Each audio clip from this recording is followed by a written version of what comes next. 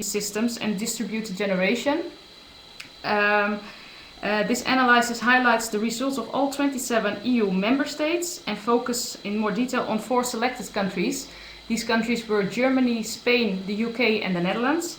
Well, first I would like to give an overview of the deliverables we carried out, and then I will elaborate in more detail on the results and make some concluding remarks.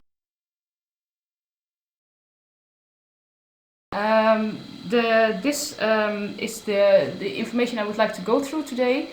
First, a short overview of the deliverables, then the aims and results of each deliverable.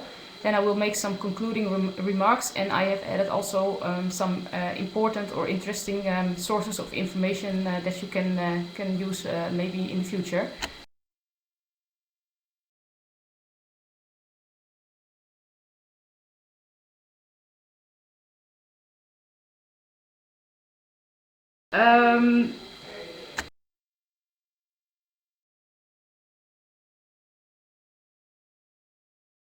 The first question was what are the EU goals? There are several goals in the European Union, and I would like to show what they are in the next few slides. The aim of this deliverable was to provide an overview of the targets and what it would mean to each member state.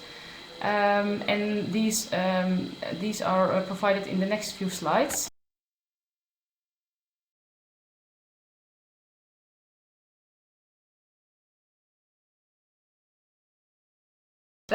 These slides shows you that the Kyoto targets of all EU member states, and this slide shows that the EU is moving closer to achieving its Kyoto targets for reducing emissions of greenhouse gases.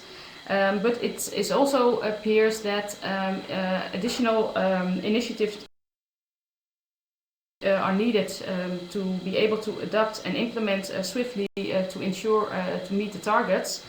As you probably all know, there was a huge meeting in Copenhagen in December 2009. It was the intention to agree on a framework for climate change mitigation beyond 2012. Well, unfortunately, it didn't turn out a good result of this summit. And they approved a motion to take note of and did not adopt a statement, and therefore it's also not legally binding framework. The document, however, recognized that climate change is one of the greatest challenges of the present day, and that actions should be taken to keep any temperature increases below the threshold of 2 degrees. As I said, the document was not legally binding. And Mexico will host the next meeting, and hopefully then some future steps can be set. Additionally to these results is that the credit crunch that appeared in the world has positive results on the Kyoto targets, because there are less CO2 emissions because of the credit crunch.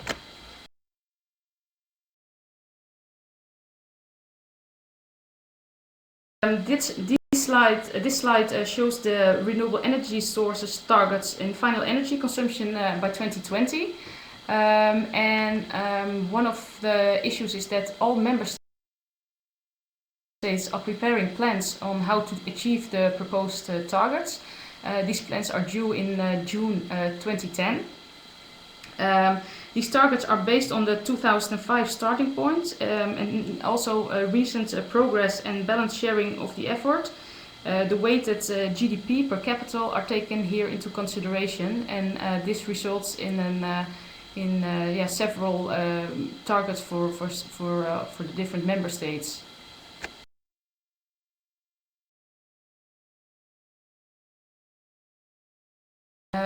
In this slide, you see the RES-E targets that was set for 2010 for each member state for the electricity production. As far as it goes at the moment is that the progress made in different member states varies considerably. For example, Portugal is meeting its target nearly. There has been made substantial progress in Germany, And Ireland, for example, had some modest progress.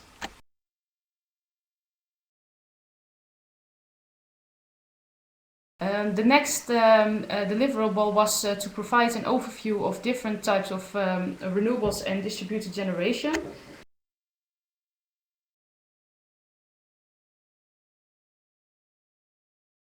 The aim was to see how the member states are doing regarding these targets, and for this we composed fact sheets for all EU27 member states to see which European Kyoto targets were set for these countries, what renewable energy sources targets and renewable energy sources on electricity targets were set. Additionally, we provided information on their progress so far and about their planning plans, how to fulfill these targets on a national level. In the next slide you will see an example of the German fact sheet, and as I said, they are available for all 27 member states.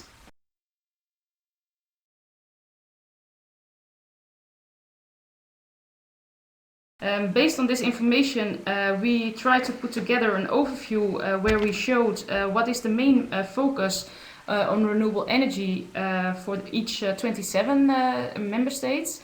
In the next two slides you will see this overview.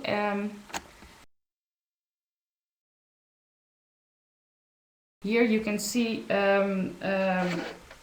what is the result of this analysis. As you can see, the main focus on the majority of the countries is on wind, both onshore and offshore, and also on biomass.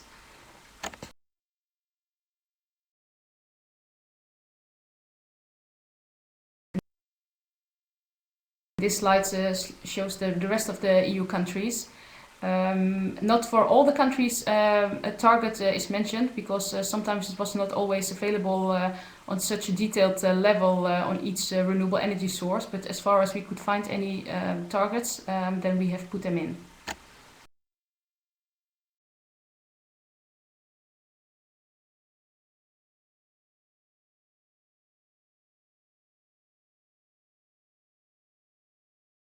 To be able to see what is possible in Europe regarding renewable energy development, we have added some graphs in the report to see what is the realizable potential for renewable energy sources for electricity in the EU27 countries, and also what is the renewable energy and final energy consumption in Europe.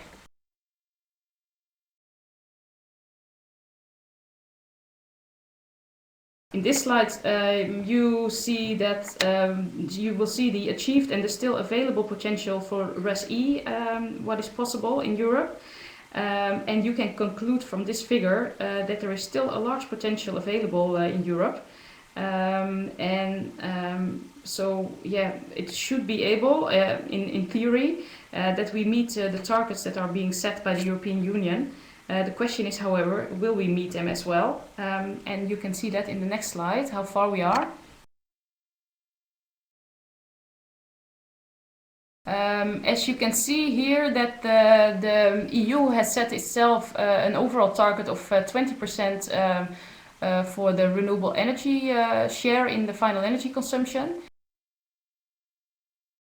And as you can see from this figure, we need to do nearly 11% on average in Europe. And some countries are ahead of their target, so they are, or not ahead, but they are doing well. We have at least 10 years left now. So some countries are expected to meet the targets, but there are some countries in red, which means that it will be quite difficult to get to the targets.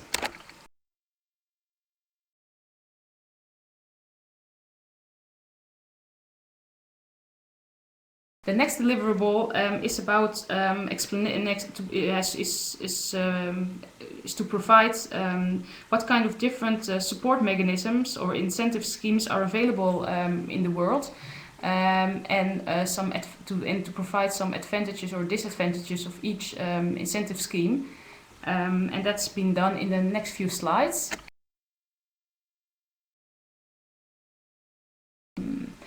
You can see that we have discussed in our report 5 different systems: the feed-in tariff and feed-in premium, the quota system, tradable green certificates, tendering and bidding systems, and fiscal and financial incentives. And I will go through them one by one.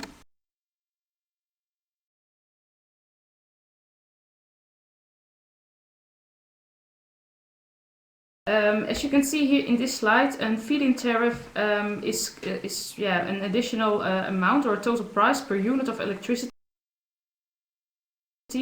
that's being paid to producers. Additionally to this system, you can also have a feed-in premium system, and then there is a bonus or a premium being paid to the producer on top of the electricity market price. The quota system is often combined with the tradable green certificates, but it's not always the case. And the actual design of this quota system varies considerably between the different countries. And it's important. One of the important issues of this system is that the penalty price is being set correct, because otherwise it's important to have it significantly higher than the marginal production cost at the quota level. The other system is the tradable green certificates. This is an additional to the revenue from the electricity that's being produced. Another system is the tendering bidding system. And then parties, organizations need to compete for a certain financial budget or for a certain renewable energy capacity. And the final system are fiscal or financial incentives, and there are many different possibilities there. You can get rebates or tax refunds or lesser VAT on your product. That kind of things. In the next slide you will see how the different schemes are being distributed between Europe. And as you can conclude from this figure is that the majority of the EU member states are using the feed-in tariff system. About 18 member states are using this system. You can also conclude from this figure that the majority of most of the member states are not fixed to one model, but they often mix some of the different models. Even within one system, you can have a wide range of different systems, because you can make it as you like. And we will go into this detail when we are discussing the different countries.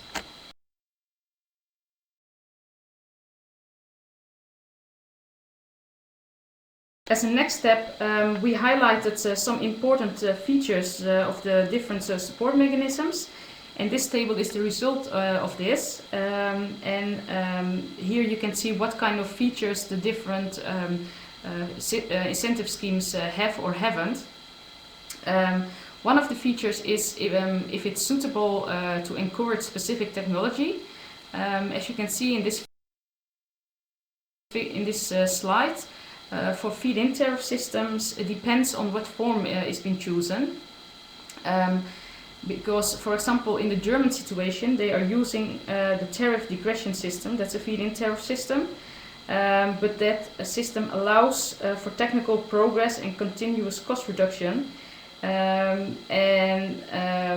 So in this way they are trying to have a nominal annual degression, and in this way you can promote certain technologies. You can encourage specific technologies in this way. Regarding the quota, you can put a different quota on different technologies, or you can use, like the UK is doing, the banding system, and that means that you can get more or less certificates, in the UK that's called ROCs, in different for different technologies. and most of the time that results in the fact that in this system most of the time the cheapest technologies will be carried out first. The second feature is if the system is able to have a learning effect to be taken into account. The same holds a little bit as the previous feature. For new entrants, the tariff may also decline over time, tracking expected renewable energy cost reduction. That's, for example, in the German tariff degression system. And the other incentive systems or schemes can custom made to different technologies. The next feature is about the immaturity of the renewable energy market, if that can be promoted or not. The feed-in tariff system is especially designed for the immature renewable energy market, as it involves a longer-term certainty about receiving support, and that lowers investment risk considerably. The other systems are more market-conform systems, and therefore it's suggested that these systems are being used in more mature markets.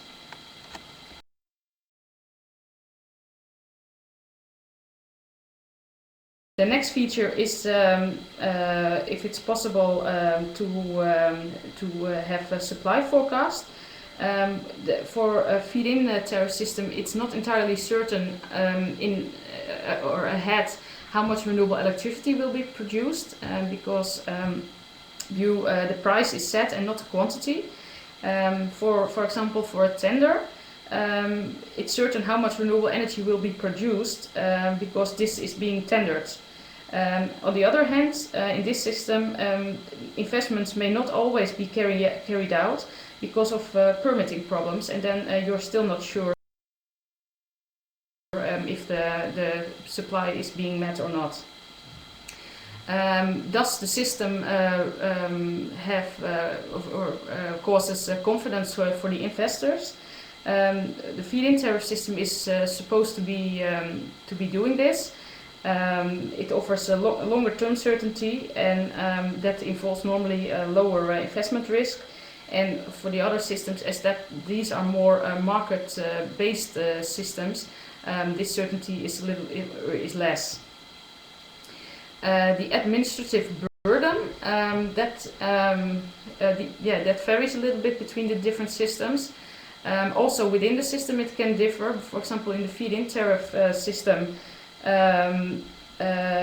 it can be quite complex. For example, in the step tariff design that Germany is using, for example, as well, you need to have a reference wind turbine, and that can be quite a challenge to come up with such a reference, and that can include quite some admin burden.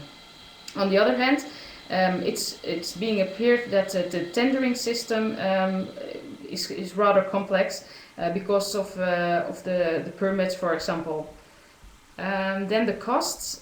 Feed-in system is, as I said, lesser a market-conform system, and therefore the majority of the costs are for the community. And for the other systems, these costs are more on the back of the investors.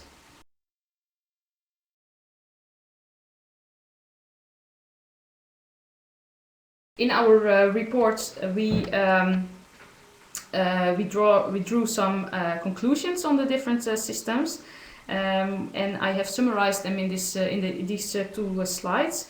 As you have seen in the previous slides, the majority of the member states are using the feed-in tariff system as the main support mechanism.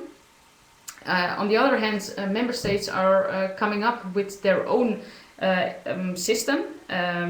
There exist quite some differences between the same incentive schemes. And on the other hand, member states are also constantly trying to fine-tune their systems in a way to improve the performance of their schemes. And I told you already in the previous slide that the majority of member states are not using one single system, but most of the times they are using a combination.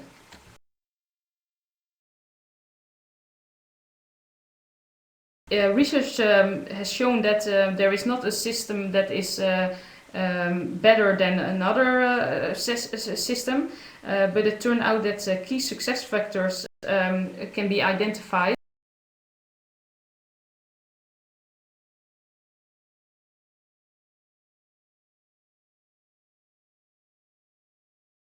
Are, for example, that the government is setting clear long-term targets. That's very important.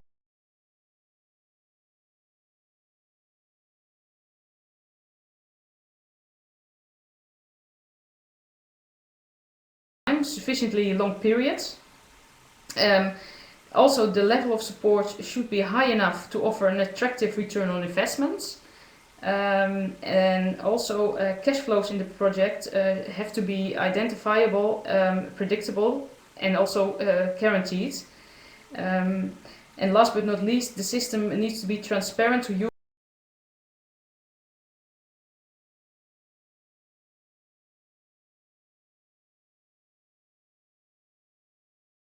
Available in the incentive schemes.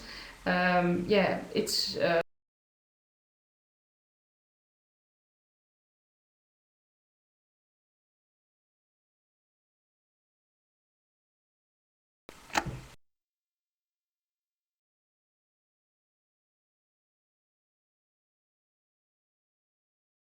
as I said in my introduction, we have gone into some detail of 4 specific countries, and we have lessons learned from their systems regarding their incentive schemes, and I will show you that in the next few slides. The aim was to learn from their experience how they are dealing with their incentive schemes. And we have chosen for these specific countries because Germany and Spain are being seen in Europe as the front runners regarding renewable energy development. Additionally, we also took the UK and the Netherlands into consideration. And the reasons for that was that the UK, for example, has a large wind potential. But the development of wind lags a little bit behind if you compare it to other countries. And the Netherlands turned out to be quite an interesting market as well because they had different schemes and is using a mixed system. So that is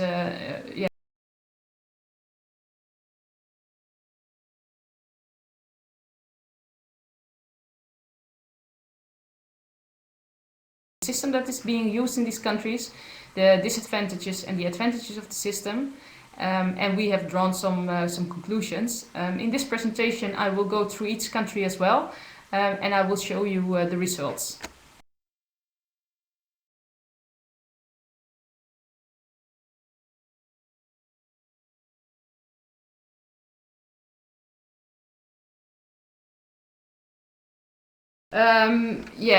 I have touched upon Germany already a few times because this country is really be seen in Europe and probably in the world as a front runner on the renewable energy development.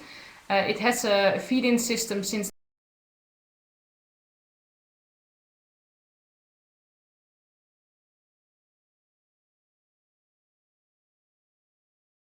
tariffs are generally fixed for 20 years.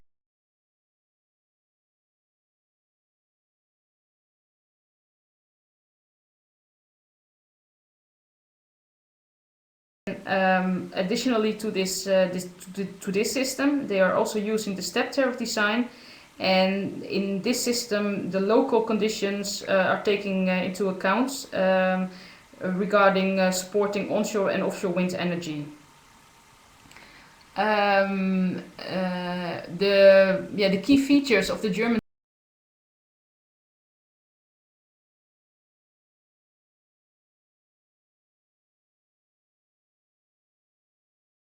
stable support system and yeah, and also a very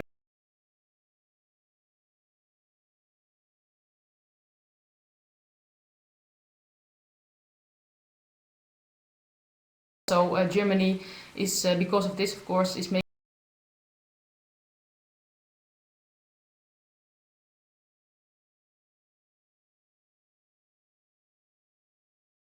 that Germany is using is still the right system.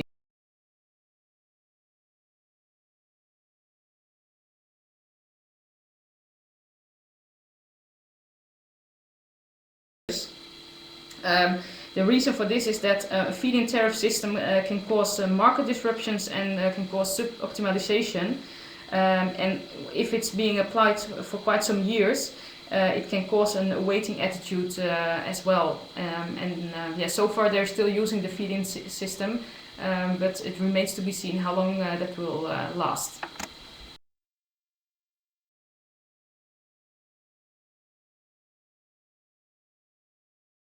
In Spain, they are using a feed-in tariff system as well. They have a fixed tariff and overall remuneration, or an alternative, a premium on top of the electricity market price. It's some specific feature in the Spanish system is that the system offers renewable energy producers the choice between a fixed tariff option and the premium option. The choice they are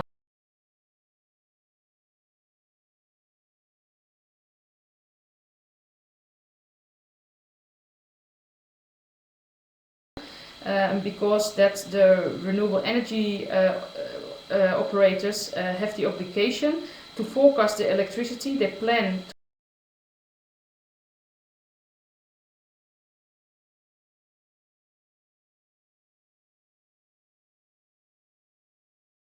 delivered electricity differs from the production by more than 20% in case of solar and wind energy, and by more than 5% in other cases. Operators have to pay a penalty of 10% of the reference electricity price for each kilowatt hour of deviation. So that's these two features are quite special in the Spanish system.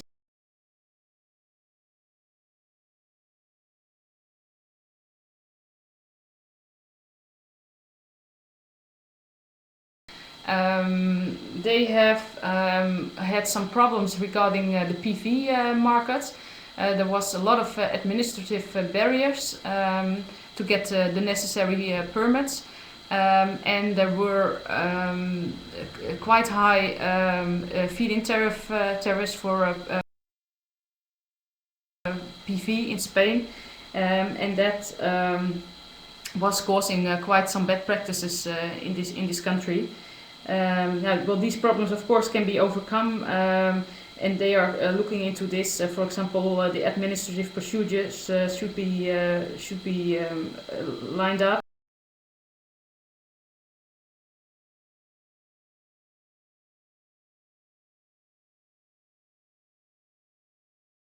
Taken care of as well.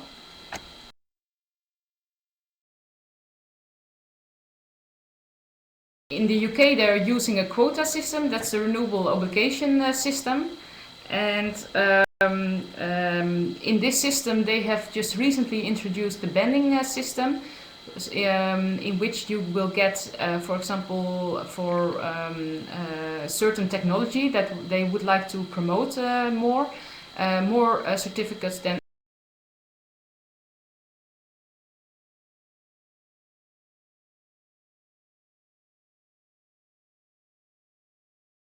introduced, or they are trying to introduce in the first quarter of 2010 a new law where the electricity produced from solar will receive a guaranteed price per unit. So this is in fact the feed-in system, but they will only apply this to the PV markets, for the solar markets, and they have chosen for this with the aim to remove the uncertainty around price that has hampered the growth in the industry for many years in the UK regarding the solar industry. And yeah, the British,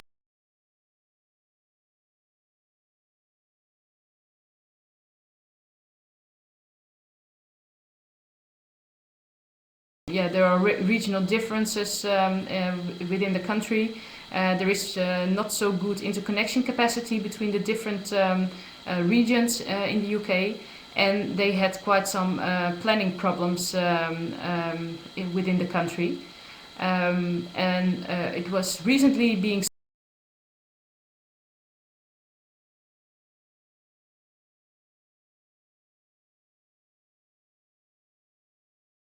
expected to accelerate the deployment of offshore wind in the UK market over the next few years.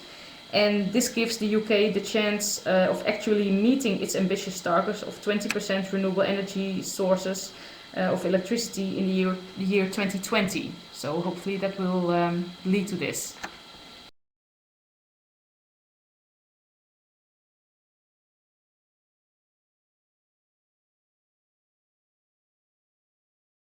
In the Netherlands, we are using the feed-in premium system.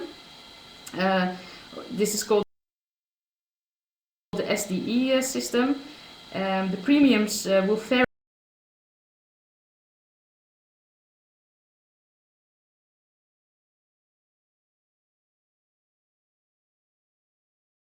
technologies, renewable energy technologies. And in this way, the feed-in system, as it being used in the Netherlands, is more or less more closely related to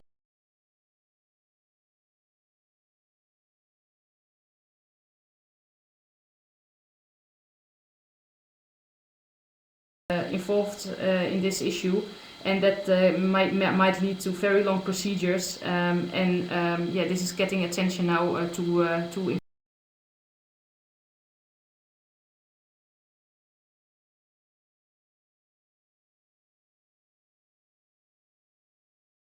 We have been analyzed in this report was.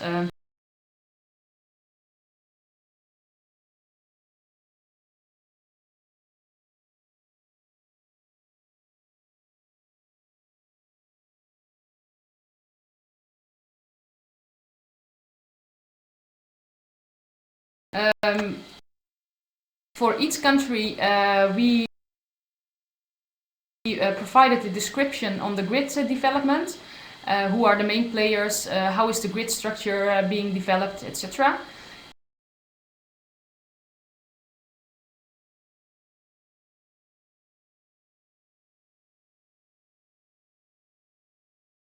Presentation, I will only, as I did in the previous section, go not into the details, but highlight some important issues per country.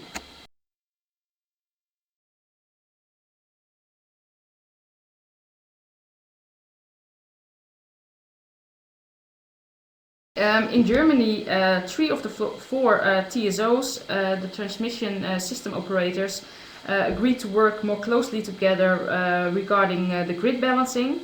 In this way, the grid in the different areas should become more reliable, faster and less bureaucratic.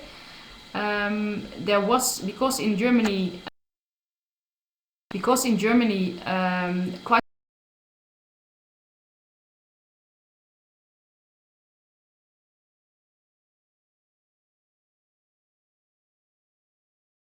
started in 2009. It's the DINA, that's the German energy agency, is trying to come up with conclusions on how it will be possible.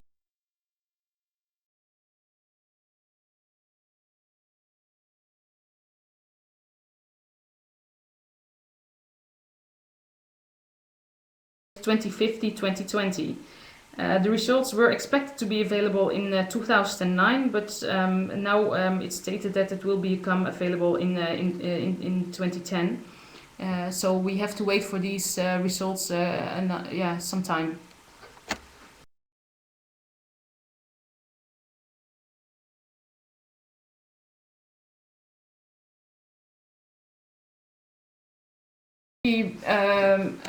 generated energy is being defined as priority production, so that will be fed in the system with priority. In Germany, there is no specific legislation on grid development. The most important law in Germany is the Renewable Energy Act, Erneuerbare Energiegesetz, the EEG. And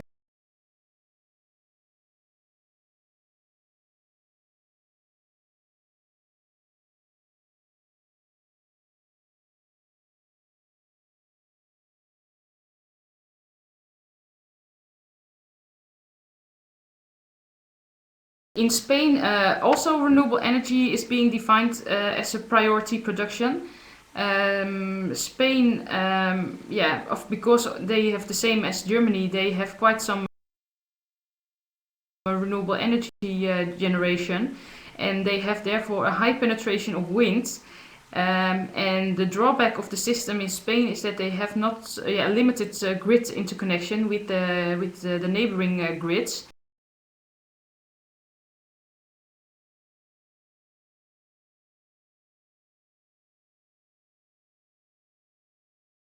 Distributed to other countries.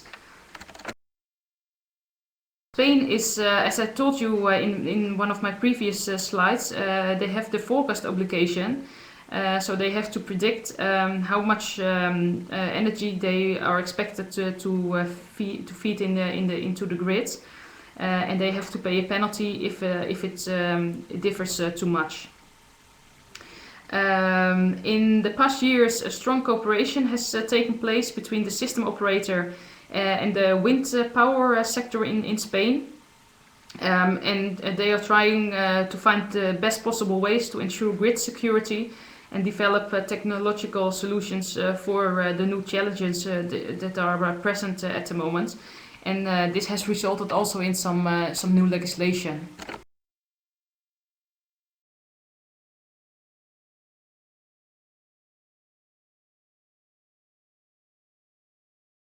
The Red Electrica company in Spain, they have a special. They introduced a special control center in Spain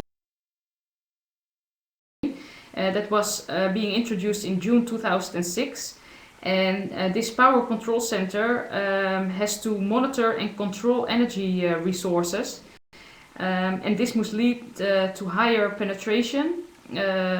Or higher level of renewable energy integration, and it has been proved to be quite a good system because, for example, in March 2008, there were high winter registered in Spain, and the system turned out to be well equipped because the lowering production in the necessary wind farms were possible. And in this way, they got good grid security and could return the normal working levels. There have been several occasions where the system has been tested and was very well able of doing its job. So that was a very good result.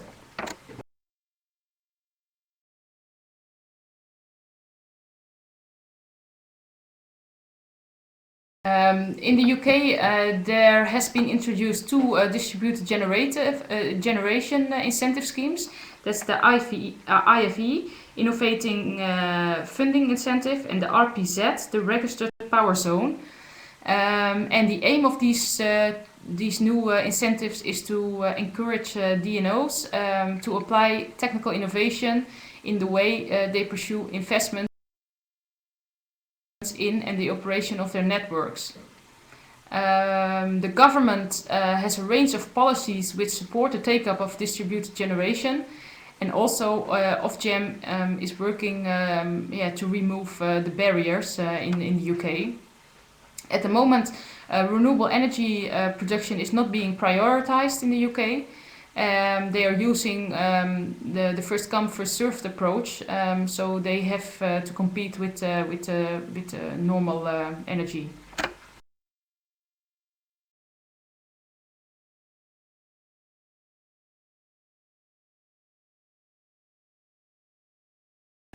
There exist some barriers in the UK that especially hinders the development of wind energy. A fair treatment of connecting all interested parties is under constant debate between project developers and the British TSO.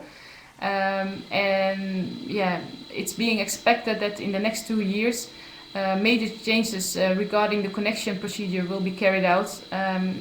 Some issues need to be solved. Despite of these barriers, the UK is still busy preparing its grids. Is still busy preparing its grid for the distributed generation system.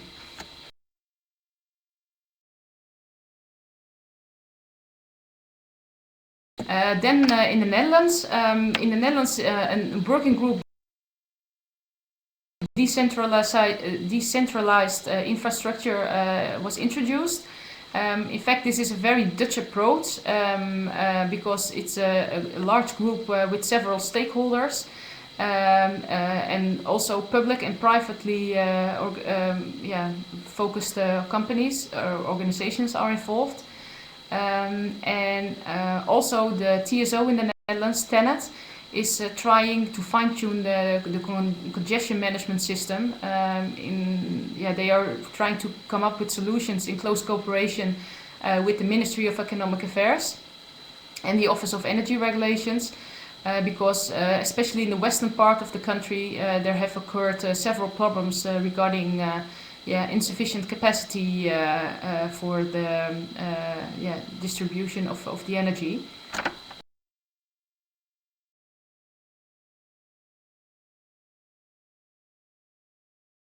Regarding the prioritization of the renewable energy generation, there is a bit an uncertain situation in the Netherlands currently, because in February the fall of the Dutch government took place. In the past, the lower chamber agreed on the new law, but it still needs to be evaluated by the Senate. It's not sure if this will happen before or after the new elections.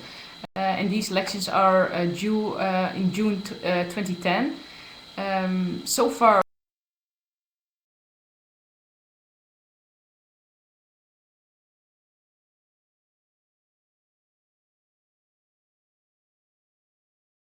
and first come first served approach is being used. In the Netherlands, there is no specific legislation on grid development. The most important energy law is the electricity law of 1998.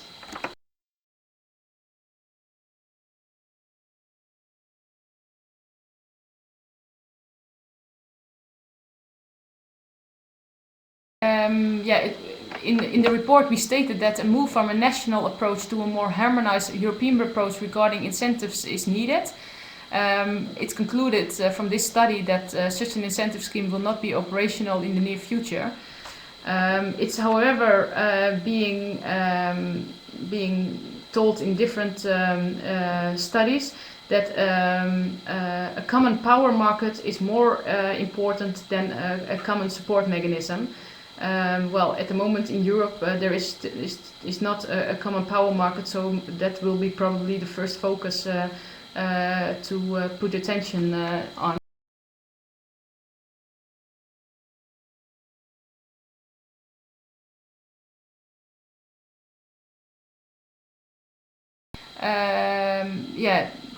Different countries have found different mechanism to evolve from a centralized generation system to a distributed generation system.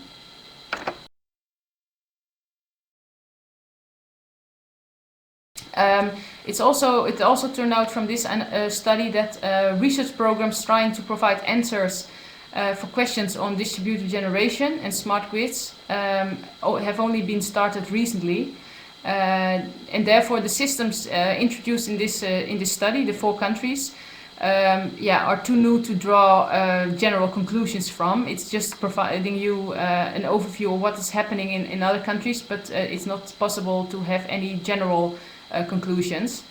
However, it turned out that an ongoing dialogue between several stakeholders, national but also European or even at global level, it is very important as this results in flexibility and openness to changes which are required in the future.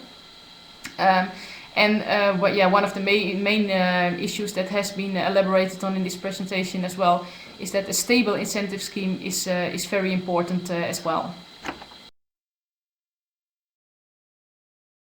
In the next two slides, I have some interesting websites that might be of interest to you, and you can go through them anytime you like because it will be downloadable from the website.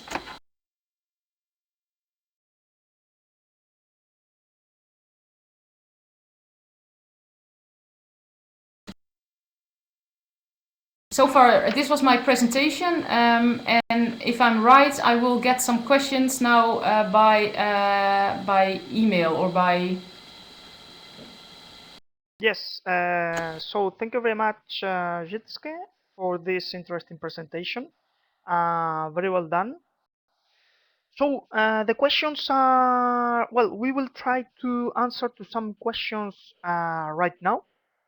So we are changing the layout configuration, and we will go again ahead with some questions. So I will be showing them in the Q&A window, and then I will give you the floor, Jitske, to answer them. So let's go with a first question from Rodolfo Gomez. So 1 second, I will put it bigger. Great. So in Brazil, yes. So in Brazil, where the quality of the wind resource is good in some regions, some critics of wind power say that its intermittent feature that doesn't allow to be considered as firm energy or reliable enough to meet electricity demand. What the European experience shows. So I'm afraid this is a more technical question rather than a policy-related one. But on this topic, I can advance that countries like, for instance, Spain, which is an electricity island,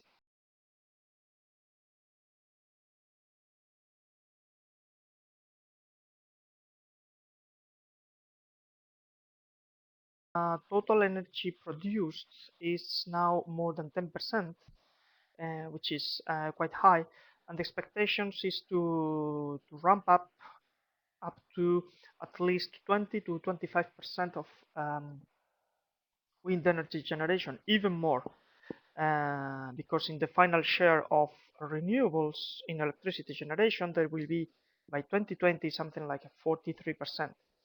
There is also some resources on the Leonardo Energy website about the Danish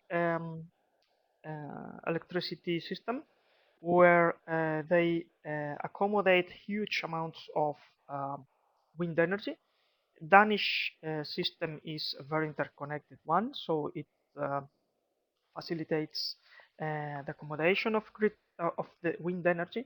But in general, the experience in Europe shows that we have gone much further, much beyond the predicted limits at the beginning. Now, Jitske, if you have something to add on this question, I give you the floor. Otherwise, we will skip to the next question. So I give you the floor if you want to add something. Thank you. Yeah, well, I guess that Spain is a good example because of these interconnection problems. So yeah, no, I do not have anything to add.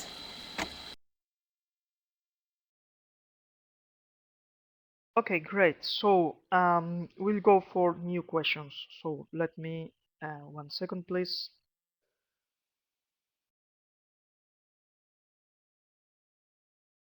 So another question from David Crisostomo.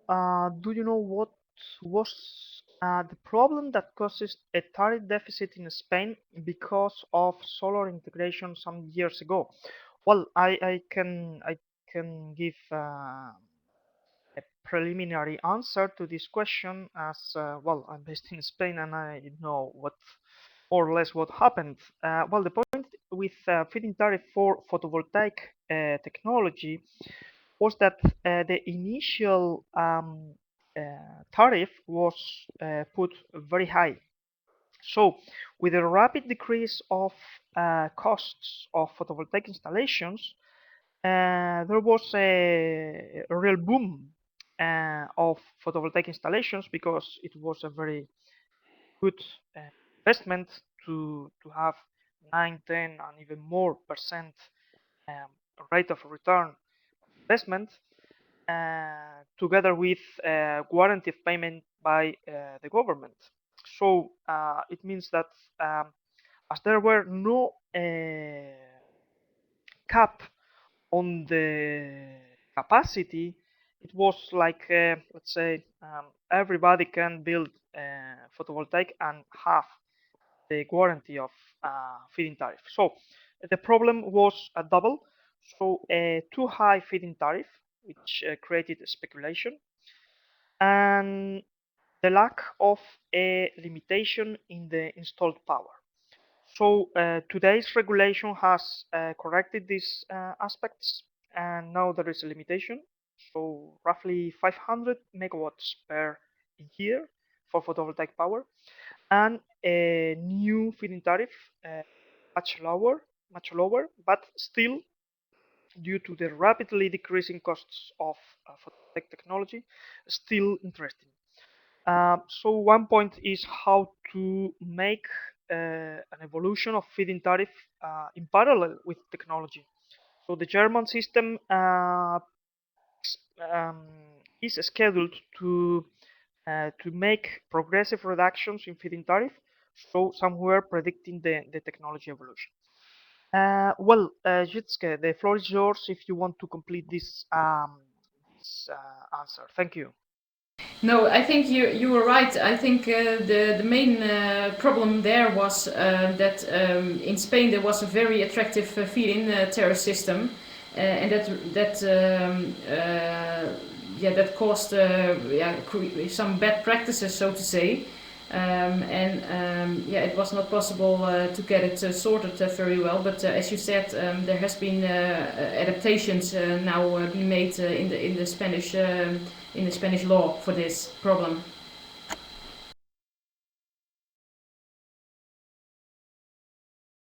Great, thank you very much, Jitske.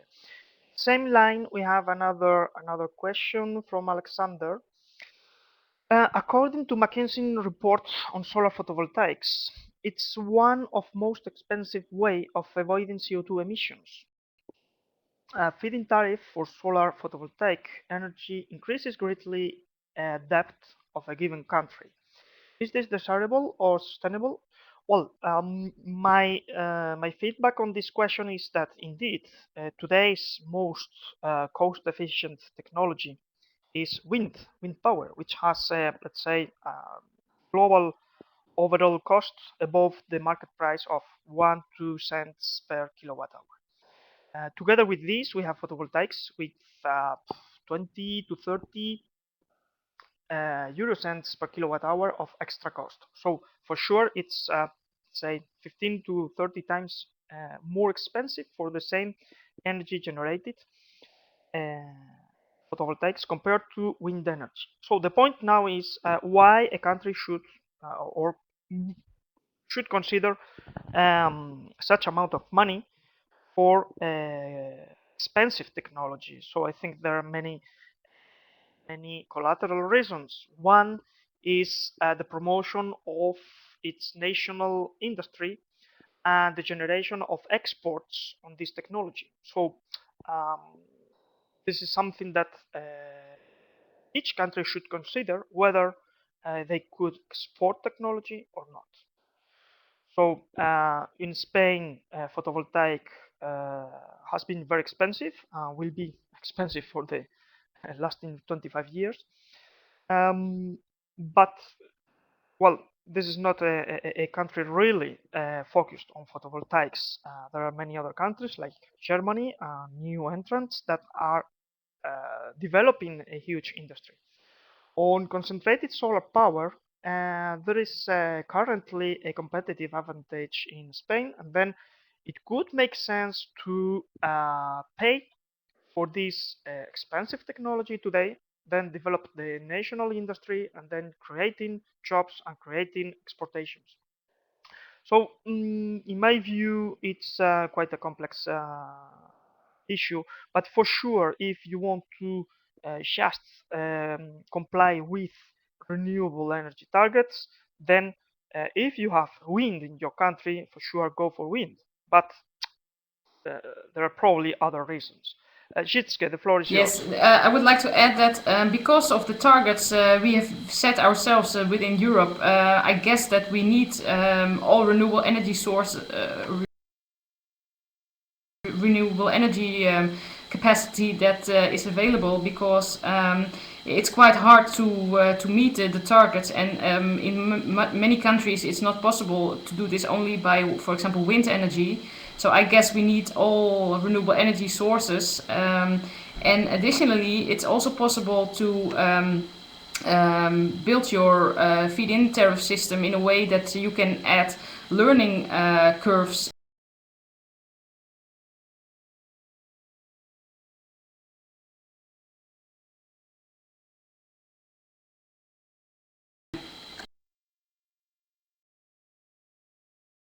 Okay, thank you very much. So we will go for another question.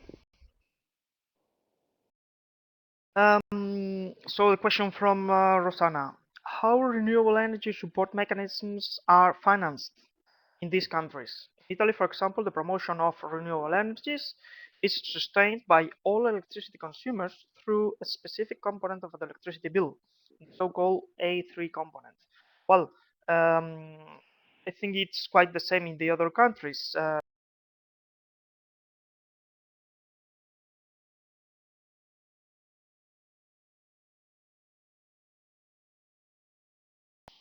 So, Jitske, I'll give you the floor um, to complete the picture. Thank you. Yes, I guess you're right. In the majority of the countries, this system is being used as Rosanna is explaining in her country, in Italy. Most of the required money is being paid by spread among all consumers through their electricity bill. That's right.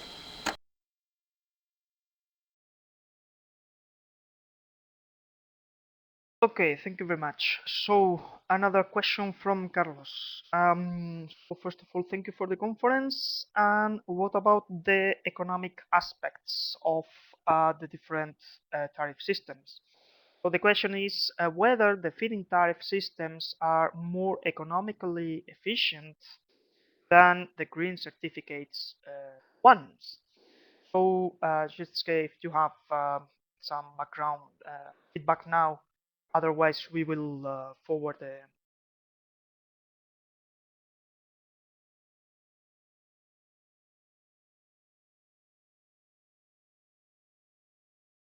Yeah, it's quite hard to compare different systems in different countries, but it's also related that some countries are market oriented, for example the UK, than other countries, and that are also issues that will be taken into consideration when a country select its incentive schemes. About the economics,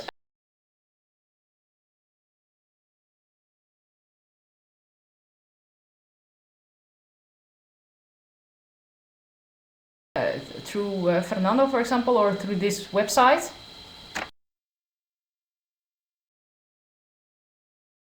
Okay, great. So yeah, we can manage. We will not have time to go across all the questions as you are sending many.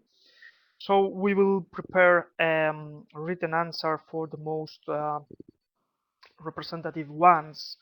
Then it will be published in the the webinar URL, which is indicated in the window there. So we probably have time to go for one or two more questions. So let's see which new ones. Second.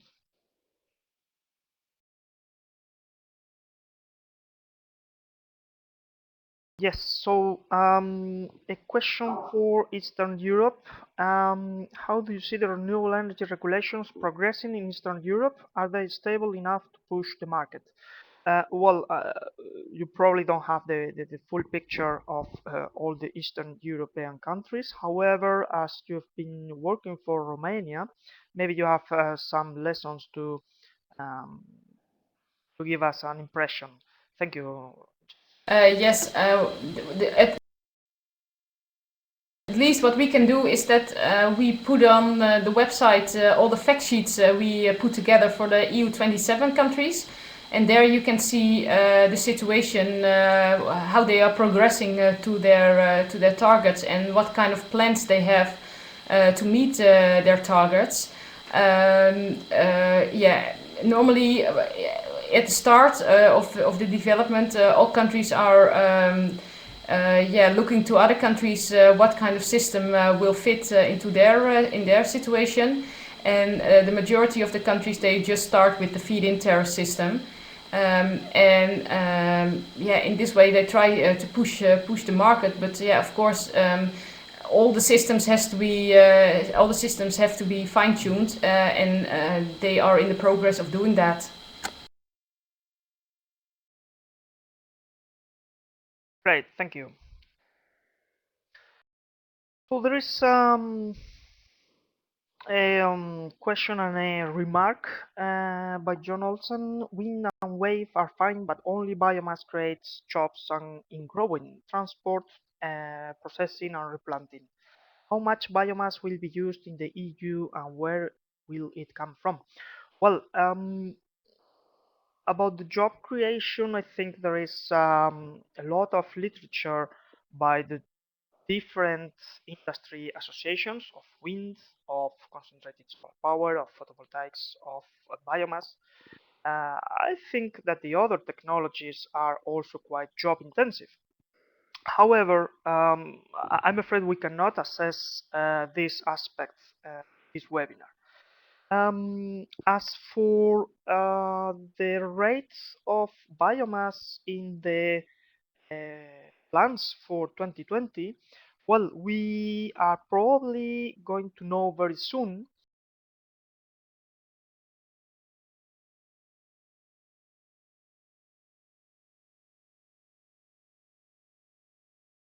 as an average.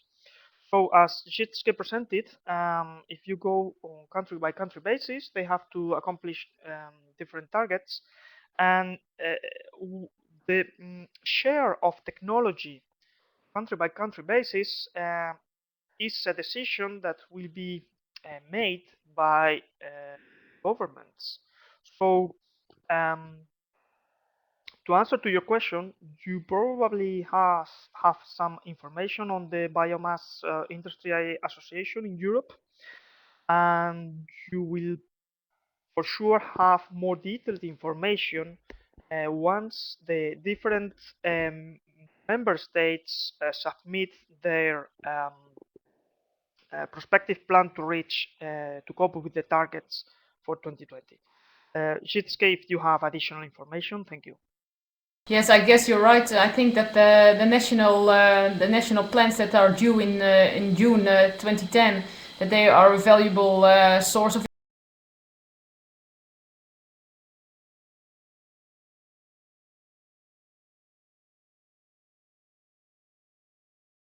because that's one of the biggest renewable energy sources that's being used within the EU. Yeah, so to complete the point, biomass in principle will be much more oriented to thermal uses. So I don't know whether there will be applicable tariffs for thermal use. It's more based on subsidies or other forms of support. But in any case, well, this presentation has been quite oriented to electricity generation. For thermal uses, it's well, another issue. So another question from Rosa: is there any chart comparing the feed-in tariff of the different countries? Well, from my side, I will post um, a link to a website that summarizes, it's not in depth, but summarizes the applicable feed-in tariffs across the world. So, well, we will post it in the webinar page. As for your feedback, Jitske, the floor is yours. Thank you. Yeah, I guess that in the report we put in I think we put it in an annex, an overview of how the different incentive schemes in the EU27 countries have been developed. It's not, of course, all the systems are being taken into consideration, but in this way you can see how the different systems that are being used by the different countries have been evolved in time. So yeah, you can at least check that document from the internet. Okay, great. So another question coming from Marcel Castillo. In the case of developing countries where we don't have feed-in tariff like Honduras, if we install solar grids, connected systems, how we could sell the green certificates to the European market, and what mechanisms could we use to finance these systems in developing countries? Well, the European directive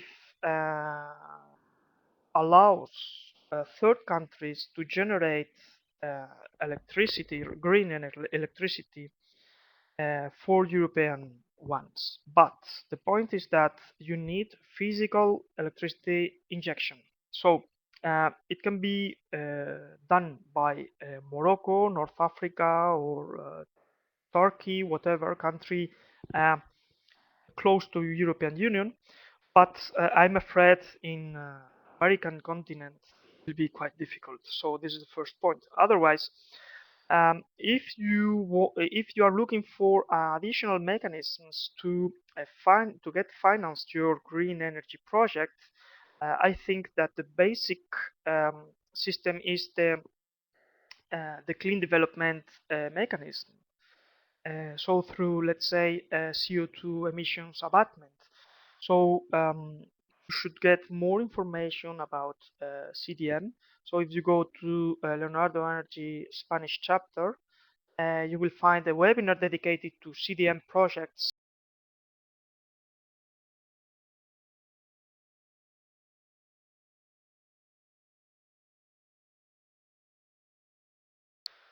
Jitske, if you have additional ideas for green energy projects in countries without institutional support like feed-in tariffs. Thank you.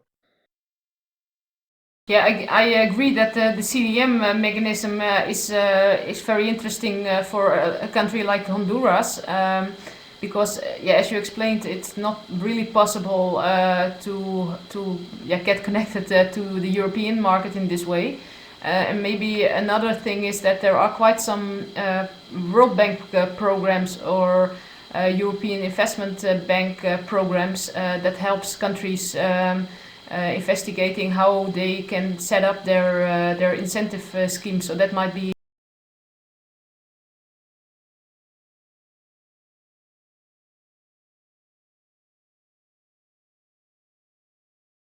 We are probably going to the last question and then we have to adjourn here. Okay, so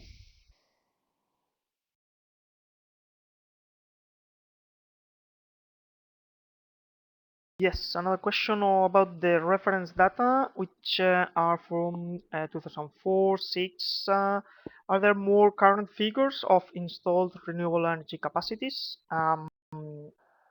you will probably find the most current figures in the references that are provided at the end of the presentation. It will be published in the URL indicated of Leonardo Energy website.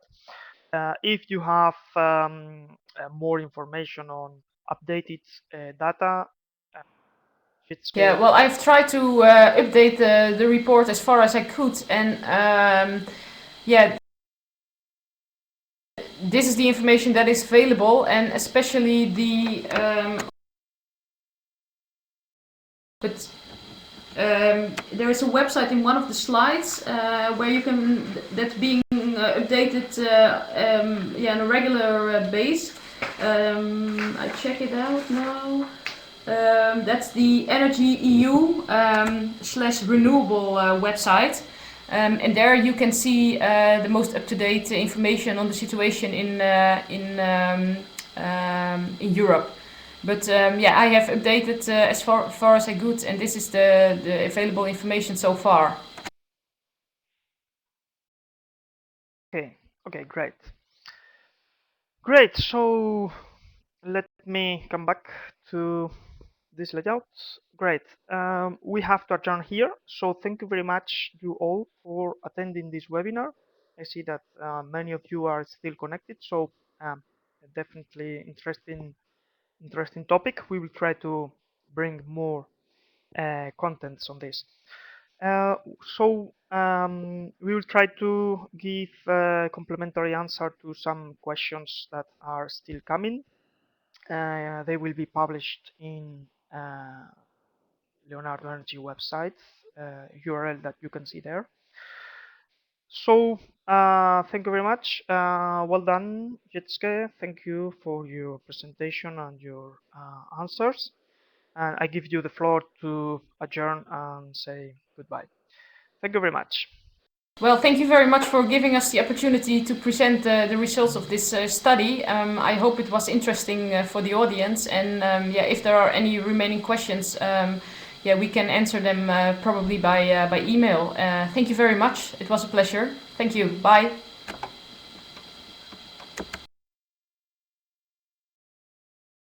Jitske, and to our audience, do not hesitate to visit our e-learning program and find there the upcoming webinars and also various features and complementary information on these topics. Thank you.